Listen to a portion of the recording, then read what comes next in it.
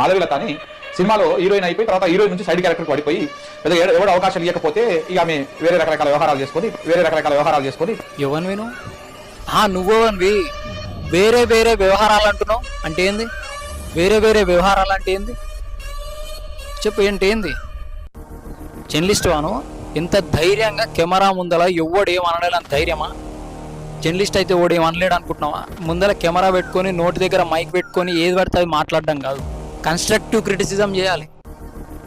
ఆమె వ్యూస్ ఆమె opinions express చేసినప్పుడు నువ్వు నీ వ్యూస్ అండ్ ఒపీనియన్స్ ఎక్స్ప్రెస్ చేయొచ్చు. You have the every right to question criticise anything. కానీ వ్యక్తిగత దూషణ ఏంటి?